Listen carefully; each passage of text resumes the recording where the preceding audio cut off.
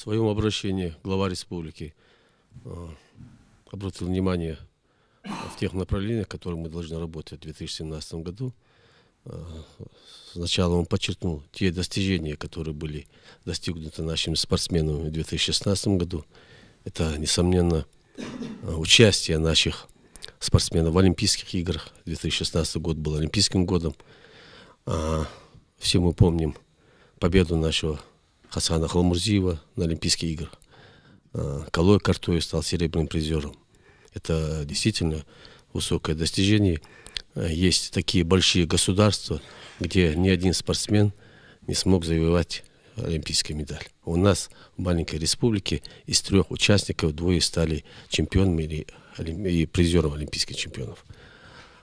Конечно, если сказать о развитии спорта, в 2008 году число занимающих физической культурой и спорту в республике было всего 3%. В конце 2016 года мы подняли эту планку до 14,4%. Это за счет нововведенных спортивных объектов. Сейчас мы дополнительно строим спортивные объекты в тех населенных пунктах, где они отсутствуют.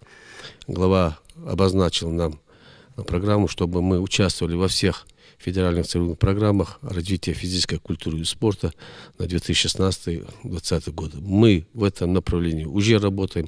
По этой программе в 2016 году мы сдали дворец спорта по линии федеральной целевой программы.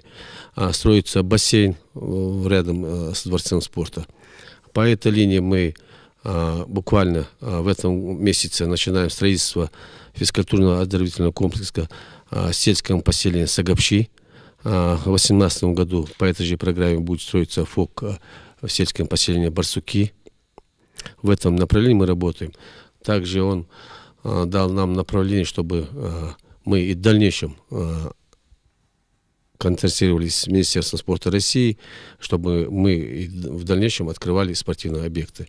Кроме программы, федеральной целевой программы, мы ищем и другие источники, чтобы наши жители республики, коммерсанты строили нам спортивные объекты. По этой программе мы построили в прошлом году зал тяжелой атлетики, частный инвестор. По этой программе мы сейчас нашли инвестора, который строит нам специализированный зал дзюдо здесь рядом, около стадиона «Динамо». Переоборудовали спортивные залы, где лица с ограниченной возможностью свободно могли иметь доступ, чтобы они занялись спортом, завезли тренажеры для них, сделали все двойные проемы, чтобы любой человек с ограниченной возможностью в коляске мог пройти спокойно, заняться спортом и принять душ, и сделать все свои направления. В этом направлении мы тоже работаем.